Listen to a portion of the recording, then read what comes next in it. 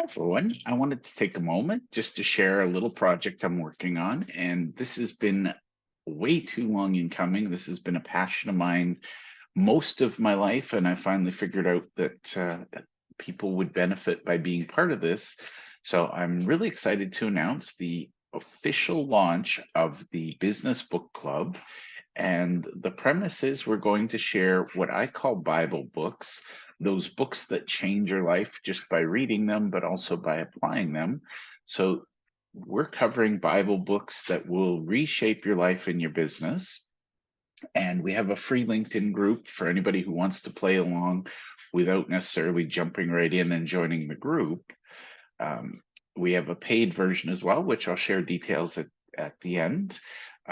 But basically, the idea is really, really simple. I've picked the 12 books that have had probably the biggest impact on my life, and I'm going to be sharing them with my community month by month. So, book number one is The Go Giver, and this book started a revolution in my brain and my soul. Absolutely love Bob Berg and John David Mann. And when the world shut down with COVID, I had a little time on my hands. I was doing live events and I needed to figure out where I wanted to be, where I wanted to go. And the big moment for me came as I was reading this book. I read about a character called the Connector, and I realized that that's who I am. That's who I always want to be. So from that moment, I gave myself the lofty title Curator of Connections. And basically, that means I just love connecting people. So the Go Giver has the 5 laws of stratospheric success. We're going to cover those. The next book that broke my brain was Atomic Habits by James Clear. And I want to thank Shailene McInnes for introducing me to that. I've long believed that habits are the path to success. I've yet, until I met the Atomic Habits book, I hadn't found a practical way to implement habits. So I love the simplicity of it, but basically the idea is we create habits that lead to our success, and then we just let them run on autopilot. So whether we have intentional habits or unintentional habits, we're going to get a result. The key to the book is we make our results intentional by picking the habits we follow. Now, the ultimate sales machine is another favorite of mine. I mean, these are all favorites, so don't expect me to criticize any of them. Chet Holmes is a legend. He has helped Warren Buffett and Charlie Munger build billion-dollar companies. The company has now been taken over by his daughter Amanda. Chet has a theory, and I really, really ascribe to it, and it ties into Atomic Habits. If we practice 12 things religiously and with dedication, I think he calls it pig-headed and stubborn discipline, we can't help but succeed. And so this is actually my playbook for success. The first chapter is the time secrets of billionaires or something like that. It had my attention, earned every moment I spent with that book. It was a game-changing revolution. So highly, highly recommend it. Now, the one of the oldest books from my perspective that's had the biggest impact on me is Endless Referrals by Bob Berg. And what I love is he teaches people how to network your way to success. And this is his first book that I ever discovered. And reading it, I realized how amazing this man was. So it was a no-brainer when he co-authored The Go Giver. I had to read it. But it's basically tactics and strategies for building an intentional referral network. Now, the oldest book in my life, the one that I've read from the youngest age, I think I read How to Win Friends and Influence People when I was about 17, 18. I was going off to college, didn't know what to do. I was a little nervous, so I read it. An amazing, amazing book. And I'm happy to say it's been with me for decades. Obviously, not the physical book, I've had to replace it a couple of times. Um, but what I love about the book is it's really a how-to guide if you're uncomfortable getting to know people or you don't know how. There's a lot of really practical advice, little things like remembering the other person's name. Um, there's some amazing wisdom in this book, so we're going to share that.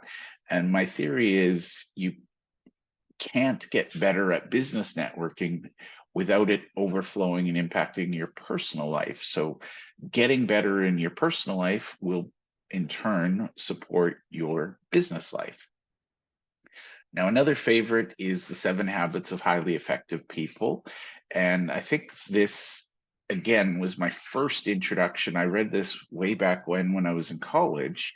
Um, I loved the idea of habits. I just didn't quite fully understand what habits were, how to create them. But The 7 Habits of Highly Effective People, it's a great study. And again, it's about simplicity. There's only 7 habits to adopt. Now, Networking Like a Pro, this is a book by Dr. Ivan Meisner. He is the founder of BNI, Business Networking International. So I'm a big advocate for networking. It makes sense we're going to have another book on networking. Now, The Five Choices is a fun book. It's actually based on the work of Stephen Covey, and it's co-authored by 3 individuals who worked with him or for him. I don't know the exact relationship, but basically they apply the Covey methods into sort of a more modern world where they talk about communication styles, communication skills, how to manage email, that sort of thing. Absolutely brilliant book. Now, the next 2 books are by a friend of mine. Her name is Wendy Lipton Dibner. And I love the first book because she shows people how to get out of their own way. So we're going to shatter speed limits, which is fabulous. It's really about a practical way to improve the results you're getting in life. And the reality is, we as human beings, we will only get the results we allow ourselves to get. So we need to focus on working on our inner self. There's a mindset play at work, and this is how we grow. Now, Focus on Impact. This was a huge, huge game changer for me because I'm more motivated by helping people than I am by making money. And for the record, both can exist together, but my primary excitement is if I can have a big impact on somebody, I get really excited about it. Focus on Impact helps people create measurable, meaningful impact, which of course does mean you make more money. Now, Michael Hyatt, Your World-Class Assistant, this one is a great little book. And what I love about it, and I say little because it's definitely less than 100 pages, but it's very practical. So it teaches people how to lean on and rely on an assistant. So what I loved was each chapter is sort of written in a Q&A.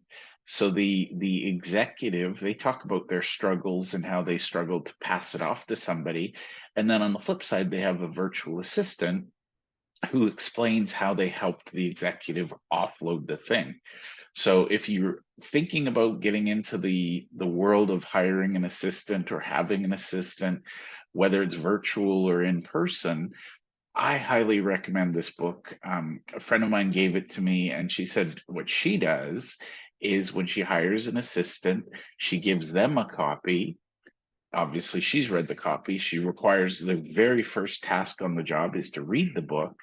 But what it does is it gives them a common language when they're delegating. So it's absolutely simple, but genius. Now, the last book to round this all out, arguably this could go earlier in the game, it could go later, but it is number 12 just because that's the way the order landed. Who Not How by Dan Sullivan and Dr. Benjamin Hardy.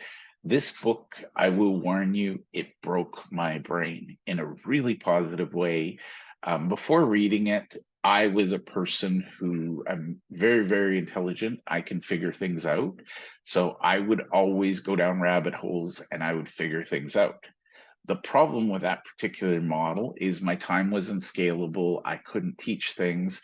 I'm a bit of a Renaissance person. I know a lot of things about a lot of things, but to be really, really in my zone, I'm really world class at one or two things.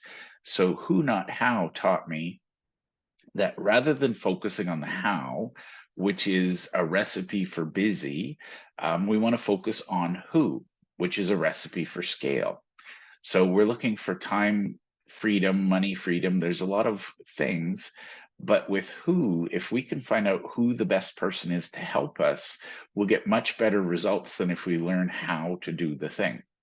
So who, not how, put me on a massive journey, and I'm absolutely ecstatic. They have a sequel book out, which just arrived yesterday, so I'm going to be reading that. I expect it'll make the rotation for next year. But that is the 12 books that I've picked, and those are the 12 books we're going to cover. So in this order, by the way, and we'll cover one book a month. So we are starting with The Go-Giver in May, and we'll just be doing one book a month. Now, these books have had a huge, huge difference on my life. I'm not going to read this to you, but basically, we're going to meet on Zoom. It says here twice a month. We're actually going to meet weekly. And what we're going to do is identify ways to apply the lessons from these Bible books into our lives. So I'm going to share 3 learning tips, and these have helped me a lot. So the first thing is, when you're reading something new, go through, highlight some key points, and make notes. That way you remember more of what you've learned, and you'll find things that you're really, really keen to implement. So that's my first tip. Number 2, always ask, how does this apply to me? And this should represent either the entire book, a single chapter, or a single idea. What we want to do is get our brains thinking about this material and how it could apply to us. And then the last thing, I am a firm believer that knowledge without action is wasted potential. So pick at least one thing from every new book that you read or anything new that you learn, and find a way to implement one thing. Applying something immediately is the single best way to get a return on the time you've invested to read a book. I'm going to be honest, one year I set a goal to read 60 books, 60 nonfiction business books in a year. I did it. Actually, no, sorry. My goal was 52 books. I was going to read one a week. At the end, I read about 60. But the problem was, by the end of the year, I had a lot of theory and very little practical. So the first round, arguably, that time was not well invested. I didn't get a big return on it. But the second year, my goal was, I went back to each of those books, pulled out my favorite thing, and I started implementing, and that made all the difference. So what we do every month, we share a little bit of a summary of the book. This is our spotlight from The Go-Giver. And yes, we just meet. Oh, one thing I should share. We also have a journal. So our participants, our members, they get a copy of this journal. They can either buy it on Amazon, or for those who prepay, we send it to them. And what we've done is created a space where you can make all your notes, all your thoughts, and put it in one place. So I hope you can join us. We'll see you on Zoom.